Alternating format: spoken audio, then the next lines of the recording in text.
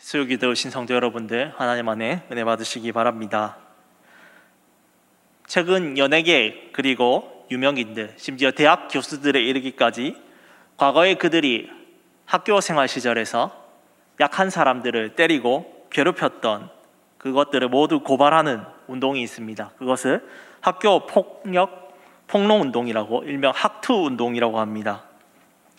이렇게 대대적으로 우리 사회에 잠잠히 있다가 폭로되고 진행된 것은 이번이 처음이 있는 현상입니다. 이 학교 폭력 운동이 일어나게 된 것은 아주 작은 사건에 있었습니다. 바로 여자 배구팀에서 3명의 선수들이 싸웠던 사건 때문이었습니다. 한 선수는 김연경이라는 해외에서도 수십억을 버는 유명한 스타 플레이어 선수가 있었습니다. 그리고 이 국내 흥국생명의 쌍둥이 자매 선수들이 있었습니다. 그런데 이 자매는 어머니가 아주 커다란 백을 가지고서 배구 선수단을 장악하고 있었고, 이 자매들 위주로 키우고 있었고, 이 자매들만을 연습시키고 있었습니다. 그래서 팀이 제대로 돌아갈 리가 없었습니다. 그 누구도 그 자매 어머니들이 무서워서 아무도 얘기하지 못하고 있을 때에 이 김연경이라는 선수가 그 자매와 그리고 감독에게 얘기했습니다. 너희들만을 위한 팀은 없다.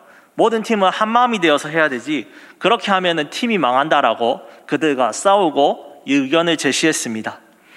그러자 그 쌍둥이 자매 중에 막내가 자기의 인스타그램, 즉 개인의 의견과 공간을 쓰는 인터넷 공간이 있습니다. 거기에다가 김연경 선수를 저격하는, 비판하는 글을 썼습니다.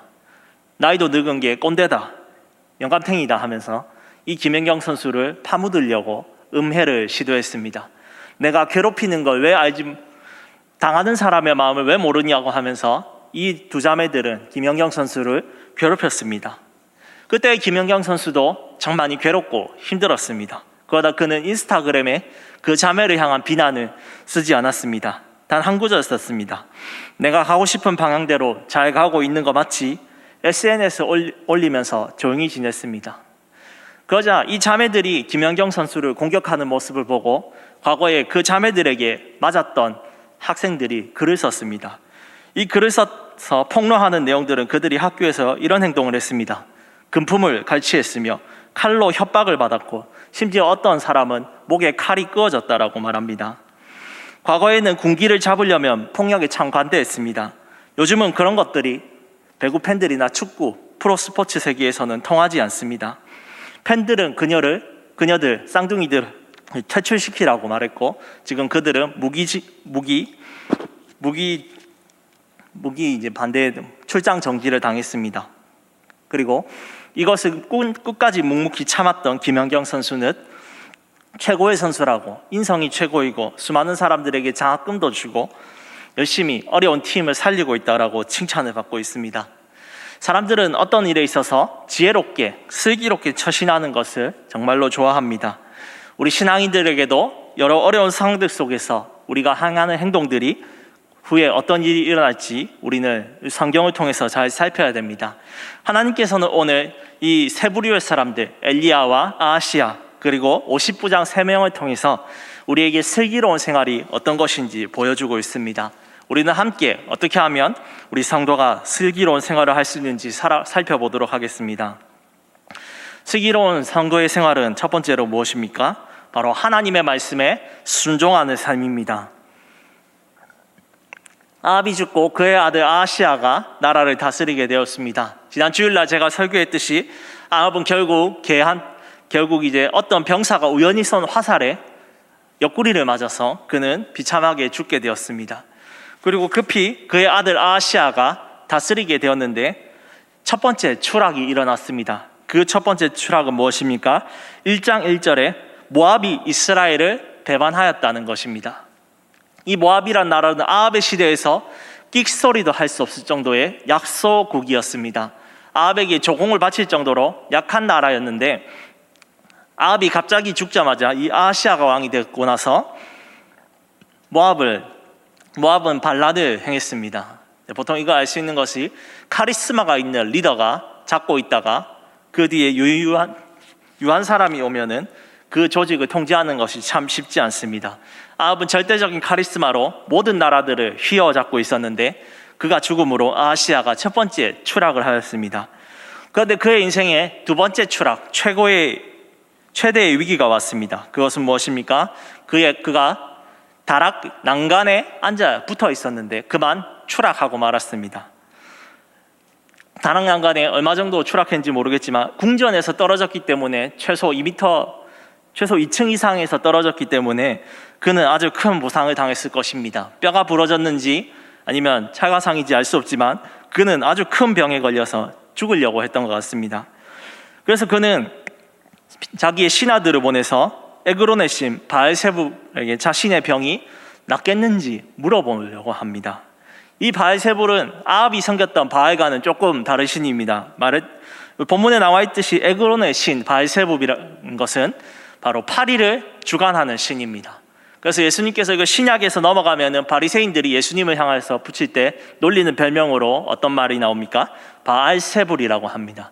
즉, 이 바알세불은 파리를 통해서 자신의 말을 듣지 않으면 파리를 보내서 온 나라를 전염병에 만들 수 있는 신, 그리고 자신의 말을 들으면 파리를 걷어가서 전염병을 낫게 해주는 신으로서 사람들이 추앙했습니다. 이 소식을 듣고 있던 하나님의 사람 엘리야는 여호와의 사자로부터 말씀을 듣습니다. 바로 올라가서 사마리아의 그 왕 아하시아에게 저주 하나님의 말씀을 선포하도록 합니다. 무엇입니까? 내가 올라간 침상에서 내려오지 못할지라 너는 반드시 죽으리라고 하는 것을 그는 전하러 갔습니다. 그리고 그의 신하들을 만나서 전했습니다. 이 말씀을 그대로 전했고 그 신하들은 아하시아 왕에게 와서 말했습니다. 왕이시여, 당신이 죽을 거라고 말하는 사람이 있었습니다 라고 하자 아하시아는 화가 났을 겁니다. 그리고 화가 나서 그 사람이 누구냐라고 했을 때에 털이 길고 털이 많은 사람이고 허리에 가죽띠를 띤 사람, 신약에서 보면 세례 요한과 비슷한 이미지가 있는 바로 엘리야라는 것을 알 수 있습니다. 엘리야는 디셉 사람이라고 하는데 이 디셉 사람 엘리야라고 하는 것은 수많은 거짓 선지자들이 있었지만 그가 하나님의 말씀을 선포하면서 아합의 왕조를 저주할 때에 하나님께서는 늘 언제나 이렇게 기록합니다. 디셉 사람 엘리야라고 기록합니다.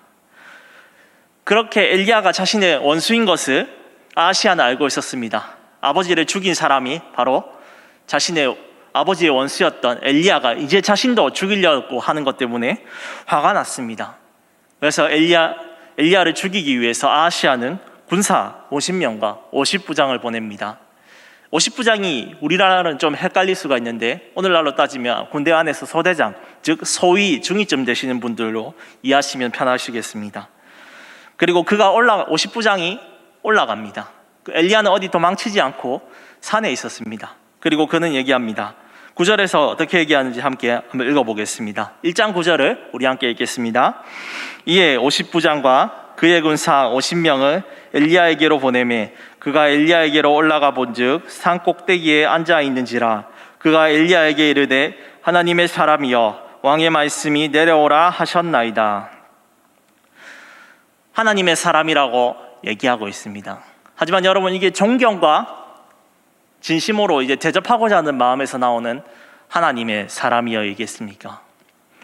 이 50부장의 마음속에는 무엇이 있습니까? 하나님, 그까이 것보다 아하시아 왕의 명령이 최고지요.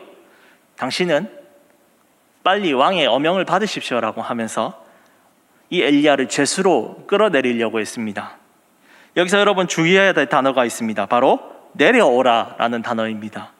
그리고 아하시아가 침상에서 내려오겠다라는 그 단어는 무엇입니까? 바로 아하시아가 병을 떨치고 나을 것, 그리고 엘리야가 이 산에서 내려와서 아하시아 왕 앞에 서고 안 서고 하는 그 모든 것들이 하나님께서 주관하신다는 의미입니다. 하나님께서는 허락지 아니하시면 저 참새 하나조차도 떨어뜨리지 아니하시는 분이십니다. 하나님은 아무리 권세가 크고 강한 정치 지도자라 할지라도 하나님의 말씀을 듣지 않고 순종하지 아니하는 자를 하나님께서는 넘어뜨리십니다. 그렇게 누구를 넘어뜨리셨습니까? 자기가 교만해서 교만하여 하나님의 영광을 가로챘던 느부갓네살 왕을 하나님은 멸하셨습니다. 그러자 엘리야는 이 말씀에 대해서 하나님을 향하여 조롱한 것을 느꼈습니다. 이것은 하나님의 사람이라고 할 때 그것을 존경하는 것이 아니라 멸칭하였습니다. 그리고 엘리야 자신만 욕한 것이 아니라 바로 살아계신 하나님의 말씀을 이 아하시아 왕이 믿지 않았고, 또한 50부장도 왕의 명령을 쫓아서 하나님의 사람을 결박하려고 했기 때문에 우리는 이것에서 하나님을 멸시하는 그 사람들의 악한 마음을 볼 수 있습니다. 그것을 하나님께서는 엘리야의 입을 통해 무엇이라고 말합니까? 10절에 우리 한 번 더 읽겠습니다. 10절에 읽겠습니다. 엘리야가 50부장에게 대답하여 이르되 내가 만일 하나님의 사람이면 불이 하늘에서 내려와 너와 너의 50명을 살을지로다 하매 불이 곧 하늘에서 내려와 그와 그의 군사 50명을 살랐더라. 아멘. 하나님께서는 그의 약속을 반드시 이루어 가시는 분이라는 것을 보여줍니다. 하늘에서 불을 내렸던 그 역사가 몇 년이 지난지 모르겠지만 이제 그것을 봤던 왕이었던 아합은 죽고 없습니다. 그래서 하나님께서는 그 아들 아하시아에게 그 하늘에서 불을 내렸던 수십 년 전에 하나님이 지금도 역사하겠다는 것을 보여주시면서 오늘 엘리야의 입을 통해 선포합니다. 여기서 보시면 특별히 자세히 볼 단어가 바로 살을지로다입니다. 불이 짐승처럼 굶주려 있다가 그 목표물 먹이를 향하여서 자근자근 씹어먹는 그 모습들을 표현하는 것이 바로 살을지도라는 것입니다. 하나님의 말씀을 무시하고 그의 백성을 멸하려고 하는 자들은 하나님께서 하늘에 불을 내리셔서 짐승이 먹이를 먹듯이 완전히 멸하실 거라는 것을 보고 있습니다. 사랑하는 여러분, 하나님께서 아하시아에게 저주를 내리신 것, 그것은 네가 빨리 죽었으면 좋겠다라고 말하는 것이 최고의 목적이 아니십니다. 하나님께서 인생들에게 저주를 하시며 또 그들이 망할 것이라고 선언하시는 것은 왜 그렇습니까? 바로 그들이 하나님의 말씀을 듣고 하나님만이 인생의 왕이시요 우리의 이 나라를 다스리시는 분이시라는 것을 믿고 하나님께 회개하고 돌아오기를 원하시기 때문입니다. 아하시아는 어떤 삶을 살아야 됐습니까? 그는 바알세불에게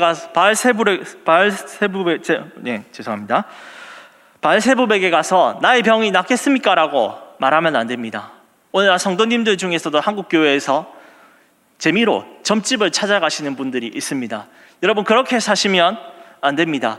우리의 죽고 사는 것, 우리의 살고 생명을 얻어가는 것, 누구의 손에 달려 있습니까?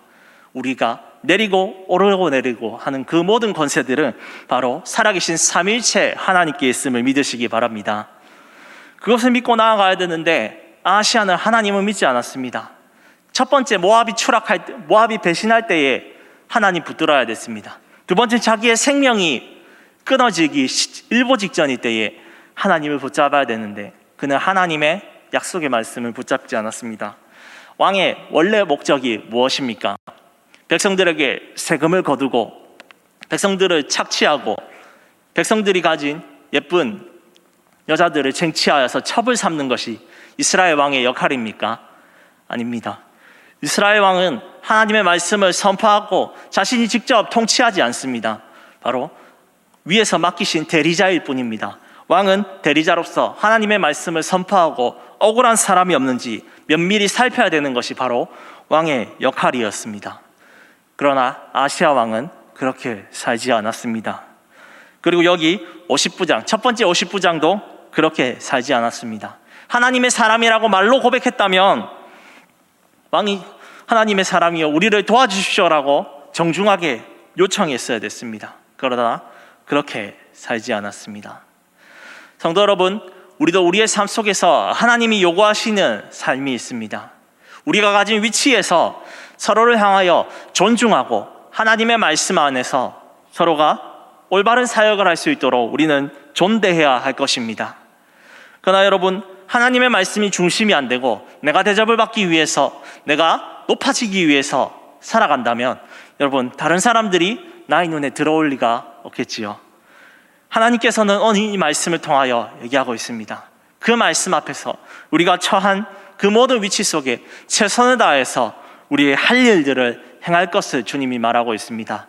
우리 수종교회 성도 여러분들, 하나님 앞에서 우리도 최선을 다하고 있지만 더욱더 힘을 내어서 주님 말씀대로 하나님이 나에게 원하시는 그 삶, 정의와 공의를 행하고 성도로서 아름다운 삶을 살아갈 때에 하나님은 우리에게 칭찬을 하시고 복을 주실 것입니다. 이것을 믿으시며 슬기롭게 말씀이 가라는 데까지 가고 멈추라 하는 데까지 멈추는 우리 성도 여러분들 되시기 주님의 이름으로 축복합니다. 제가 그 말씀 앞에 서지 못했던 경험을 나누고자 합니다. 저는 경남지방 SFC 위원장이었습니다. 뭐 하는 단체인지 모르시는 분들이 많아서 설명해 드리면, 아이들을 노예 안에서 중고등학생들 수련회를 개최하는 단체가 바로 SFC가 바로 그 한 종류가 있습니다. 아이들 수련회를 개최하는데 사람들을 많이 모아야겠다고 생각했습니다. 그래서 연예인 한 명을 섭외하려고 시도했습니다.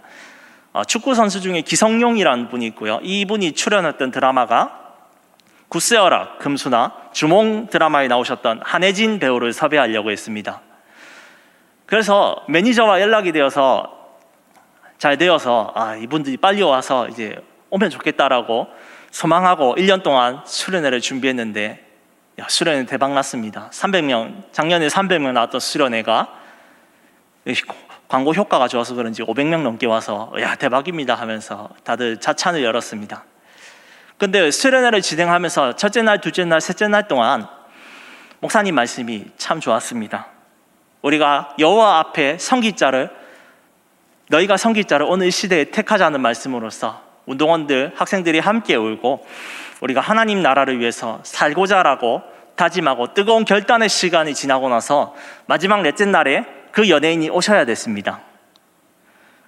그런데 나중에 알게 된 사실은 진행했던 친구가 사기를 당했습니다.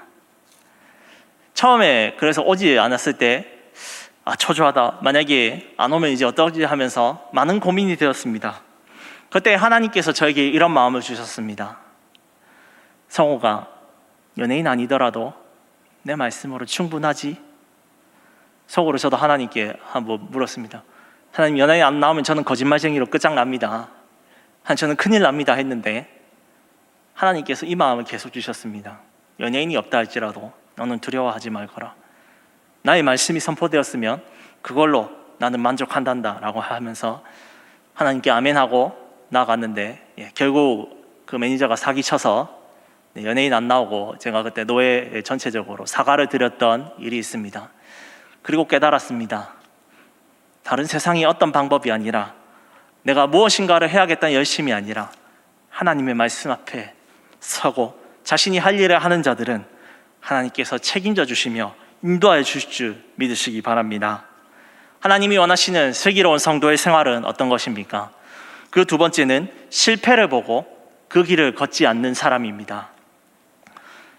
첫 번째 50부장과 50인이 바로 짐승과 같은 하나님의 불에 살아 녹아졌습니다. 왕은 그 말을 듣고도 회개하지 않고 두 번째 사람들을 보냈습니다. 두 번째 사람들이 오자 또 똑같이 얘기했습니다. 하나님의 사람을 조롱하면서, 하나님의 사람이여, 왕의 말씀이 속히 내려오라 하셨나이다 하니, 하나님의 사람이여, 네가 하늘에서 아무리 불을 내렸다 할지라도 왕이 내려오라고 하는데 너는 또 내려오셔야 됩니다 라고 간곡하게 그는 끌어내리려고 하고 있습니다. 그러자 하나님께서는 엘리야의 입을 통해 또 얘기하는데, 12절에 보시면 좀 더 특별한 단어가 무엇입니까? 너의 50명을 살릴지로다 하매 하나님의 불이 곧 하늘에서 내려와 그와 그의 군사 50명을 살랐더라라고 얘기합니다. 첫 번째는 우연인 것 같습니다. 근데 두 번째, 하나님께서 이것이 우연이 아니라고 하는 단어를 무엇을 썼습니까? 그 불이 우연히 내려진 천둥번개 그리고 자연재해가 아니라 바로 하나님의 불이라고 하는 것을 말씀하고 있습니다.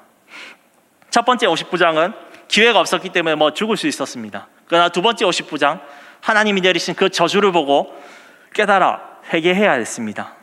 그러나 그는 어떻게 합니까? 하나님의 말씀, 나는 잘 모르겠고 그건 우연이고 내려오십시오 라고 했다가 그는 화를 당하였습니다. 왕도 온고집이 발동하여서 이제 세 번째 50부장과 그의 군사들을 보냅니다.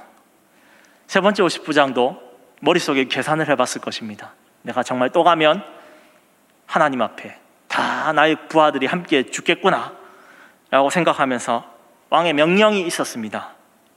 가서 잡아오라고 했지만 50부장은 자기의 부하들을 산 밑에 내려놓고 그는 홀로 올라갑니다. 그리고 엘리 앞에 이르러 무릎을 꿇고 고백합니다. 13절을 우리 함께 읽어보겠습니다. 13절 읽겠습니다. 왕이 세 번째 50부장과 그의 군사 50명을 보낸지라 셋째 50부장이 올라가서 엘리야 앞에 이르러 그의 무릎을 꿇어 엎드려 간구하여 이르되 하나님의 사람이여, 원하건대 나의 생명과 당신의 종인 이 50명의 생명을 당신은 귀히 보소서. 엘리야 앞에 무릎 꿇고 요청하는 것은 무엇입니까?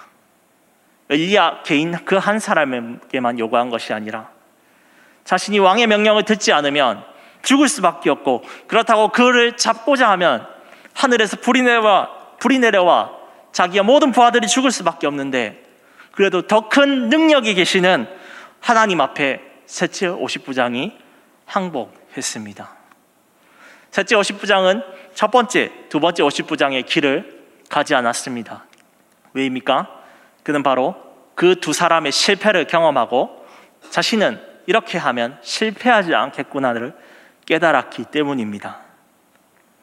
성경에 많은 사람들의 이야기는 성공한 사람들의 이야기로 있지만 어떤 이야기가 많습니까? 실패한 사람들의 이야기가 많습니다. 우리가 말했던 믿음의 조상 아브라함이라는 사람, 위대한 아들을 이삭을 제물로 바칠 때까지 그는 믿음의 사람의 모습을 잘 보이지 않았습니다. 어떤 부족한 모습도 있었습니까? 아들을, 자기 아내를 내 여동생입니다 하고 목숨이 아까워서 2번이나 거짓말한 사건도 있었습니다. 하지만 그는 그 실패 속에 넘어지지 않았습니다. 실패를 보고 다시 일어나서 하나님 앞에 믿음으로 섰기 때문에 그는 믿음의 조상이 되었습니다. 여러분, 바른 정도의 길을 걸었던 내 마음에 합한 사람 다윗도 때로는 넘어졌습니다. 자기의 부하를 죽였고 간음했고 또 아들들을 하나님 말씀대로 잘 양육하지 못했고, 그리고 자기의 힘을 과시하려고 인구조사까지 한 실패를 겪었습니다. 그런데 그는 완전히 넘어지지 않았습니다. 왜 그가 넘어지지 않았을까요? 그 앞에 있던 사울왕이 실패했던 것을 보았기 때문입니다. 사울왕은 실패할 때에 하나님의 책망을 듣고 어떻게 했습니까? 하나님께 예물 드리려고 좀 남겨놨습니다. 하나님, 내가 전쟁을 어떻게 이길지 몰라서 무당에게 점 좀 받습니다. 그렇게 변명했습니다. 하지만 다윗은 나단 선지자의 그 찔리는 말씀을 듣고 변명하지 않았습니다. 하나님 앞에 진실한 마음으로 회개하며 나아갔습니다. 성도 여러분, 우리는 지금 현재를 살아갈 때에 매스컴과 언론 속에서 한국교회의 안 좋은 모습들을 많이 봤을 것입니다. 돈을 사랑하고 명예를 사랑하는 그 모습들을 보면서 우리는 교회가 왜 이래 하면서 수많은 욕을 했을 수 있을 것입니다. 나는 저렇게 안 돼야지라고 손가락질하고 건설적인 비판 없이 쳐다봤을 수도 있습니다. 그러나 여러분, 하나님이 우리에게 원하시는 것은 무엇입니까? 조상들의 잘못된 죄, 그리고 우리 한국교회 전반에서 잘못된 그 실수들을 보면서 손가락질만 하는 것이 아닙니다. 바로 그들의 죄가 나의 죄인 줄 알고 회개하고 나는 그렇게 짓지 않도록 성령 안에서 새로워지기를 구해야 합니다. 여러분, 한국 전쟁이 영적으로 무엇 때문에 일어났습니까? 지난 시간에 제가 얘기했듯이 바로 하나님 앞에 신사참배를 해놓고도 회개하지 않았던 수많은 사람들 때문에 일어났습니다. 그때 우리 고신교단 어떻게 했습니까? 꼴 좋다, 잘한다라고 했습니까? 그렇지 않았습니다. SFC 운동원들이 제1영도교회에 모여서 박윤선 박사님의 말씀을 듣고 함께 모여서 작은 예배당에서 눈물을 흘리면서 기도했습니다. 하나님, 이 전쟁이 일어난 이유는 어른들이 잘못해서도 있지만 무엇보다도 하나님, 제가 잘못해서 그렇습니다. 우리의 죄를 용서해 주십시오. 어른들의 실수를 자신의 실수처럼 여기고 눈물로 기도하고 회개하였습니다. 그래야 만들어진 단체가 SFC 학생신앙운동원이고 우리 자랑스러운 고신교단입니다. 자녀 여러분, 신앙의 선배들이 했던 실수들, 성경을 보면서, 그리고 지나왔던 수많은 이 한국교회 역사 속에 지나왔던 선배들의 실수를 보면서 우리는 손가락질만 하는 것이 아니라 우리는 그것을 타산지석으로 삼아서 하나님 앞에 우리의 삶을 잘 살펴야 됩니다. 그렇지 아니하면 선자는 넘어진 줄로 알며 주께서 조심하라고 말씀하신 그 말씀을 기억하시기 바랍니다. 주님 말씀하시면 내가 나아가고 주님 뜻이 아니면 내가 멈추는 비결, 바로 실패한 사람들의 이야기를 보며 나는 그렇지 아니하기를 주님께 간구하고 나아가는 삶입니다. 여러분, 실패하는 그 삶을 우리는 타산지석으로 삼고 이겨내시고 또 그리스도 안에서 성공하시는 주님의 인생들 되시길 축복합니다. 세 번째, 슬기로운 성도의 삶은 무엇입니까? 세 번째 삶은 하나님과 함께 담대하게 사는 삶입니다. 세 번째, 50부장이 엘리야에게 무릎을 꿇었을 때 엘리야의 마음속에 그리고 하나님의 사자가 얘기합니다. 너는 내려가서 아하시야 왕에게 바로 얘기하거라 라고 얘기합니다. 그래서 엘리야가 순순히 같이 50부장과 내려와서 아하시야 왕 앞에 가서 하나님의 말씀을 4절 그대로 얘기합니다. 16절의 말씀을 그대로 얘기하는데 우리 함께 또 읽어보겠습니다. 16절 읽겠습니다. 말하되 여호와의 말씀이 내가 사자를 보내 에그론의 신 바알세붑에게 물으려 하니 이스라엘이 그의 말을 물을 만한 하나님이 안 계심이냐? 그러므로 내가 그 올라간 침상에서 내려오지 못할지라 내가 반드시 죽으리라 하셨다 하니라. 성경을 읽을 때 여러분 이 말씀을 들으면 그냥 엘리야가 한 말 같지만 우리의 직장 생활을 놓고 봅시다. 직장의 상사가 나에게 폭언을 하고 폭력을 행사하면 거기 앞에 면전에 대고 가가지고 당신 그렇게 살면 망합니다라고 눈앞에서 말할 수 있는 사람들은 그렇게 많이 없을 겁니다. 딸린 식구들과 살아야 될 삶이 있기 때문에 그렇게 말할 용기가 낼 사람이 많이 없습니다. 하물며 왕 앞에서 이렇게 얘기했다는 것은 어떤 배짱을 각오하는 것입니까? 자기의 생명이 왕이 얘기해서 너 죽어 하면은 참수형을 당할 수 있는 게 바로 선지자입니다. 선지자들은 정말로 위대한 사람들이었습니다. 자신의 목숨을 하나님 말씀 전하는 것보다 하나님 말씀 전하는 것을 자기의 목숨보다 더 소중하게 여겼던 사람들이기 때문입니다. 여러분, 그런데 우리는 이 말씀을 보면서 엘리야가 변화된 것을 알 수 있습니다. 열왕기상 17장에 엘리야는 하나님의 말씀을 전하고 어떻게 됐습니까? 이세벨과 아합이 두려워서 그는 그릿시냇가로 도망갔습니다. 그리고 19장에 이세벨이 지명수배를 내리자 엘리야는 하나님의 산 호렙산으로 도망쳤습니다. 그의 삶은 도망 그 자체였습니다. 하나님을 많이 원망했을 것입니다. 그런데 하나님께서는 그 모든 실패의 순간 상황 속에서도 늘 언제나 함께 하셔서 엘리야에게 사명을 주셨습니다. 그의 사명 세 가지, 지난 시간에 말씀드렸듯이 세 가지였습니다. 바로 아합을 멸해서 예후의 왕조가 들어갈 것이며, 그리고 베나다시 죽고 하사엘이 다스리고, 그리고 자신을 대신해서 엘리사가 그 사역을 계속할 그 사명을 주셨습니다. 그래서 엘리야는 소위 속된 말로 겁대가리가 없는 사람이 되어 수 있었습니다. 겁이 없는 용감한 그는 어디서 나왔습니까? 바로 하나님이 주신 사명, 무엇입니까? 하나님의 나라가 지금은 아합 때문에 바알세붑 때문에 흔들리는 것 같고 그 선지자들은 다 죽었고 7천 명도 어디서 보이는지 알 수 없지만 하나님의 사명이 이 적은 사람들을 통하여 이루어갈 것이라는 것을 엘리야에게 주셨기 때문에 엘리야는 믿었습니다. 그리고 그 사명 주신 하나님이 나와 함께 계시기 때문에 나는 도망치지 않고 이 북이스라엘 땅에서 왕에게 하나님의 뜻을 전하리라라고 다짐하였습니다. 그래서 엘리야가 어디에 있습니까? 우리 앞에도 보셨지만 9절에 보시면 엘리야가 산에 있었습니다. 어디 멀리 도망치지 않았습니다. 아마 호렙산 같은 먼 데보다는 아마 사마리아 성읍 쪽에서 멀지 않은 곳에 있었던 것 같습니다. 그리고 16절 왕 앞에 서서 담대하게 외칩니다. 이 엘리야가 외쳤던 그 사명, 그것을 통하여서 이스라엘 백성들은 깨달았을 것입니다.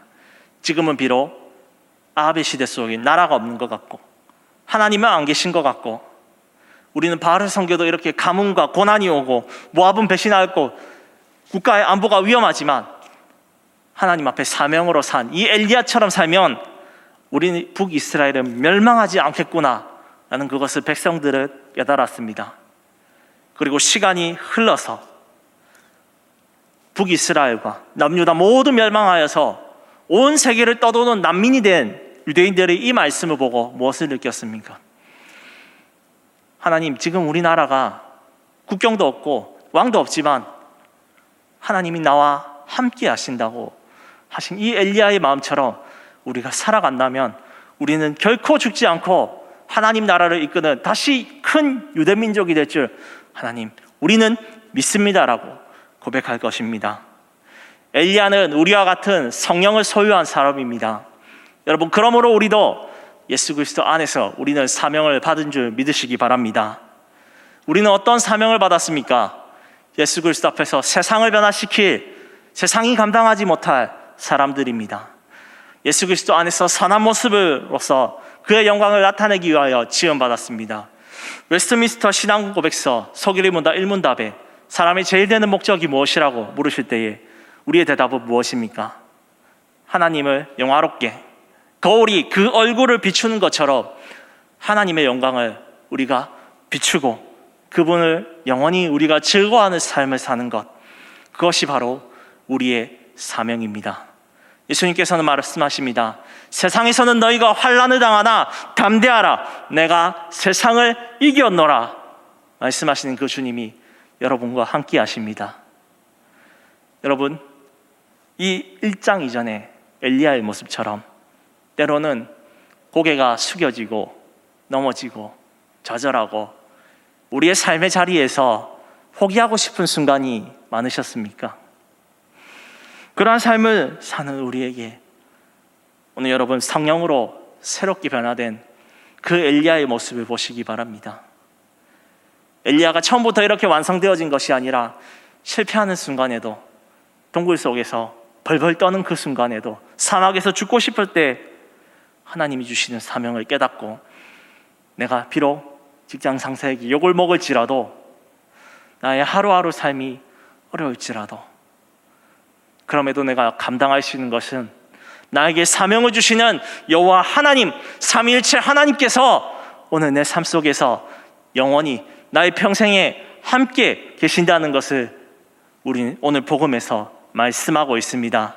나의 평생에 선하심과 인자하심이 나를 따르리니 내가 여호와의 집에 영원히 거하리로다라는 그 말씀을 여러분 믿으시고 남의 삶을 동안 우리의 삶 속에서 넉넉히 승리하시는 우리 성도 여러분들 되시기를 소망합니다.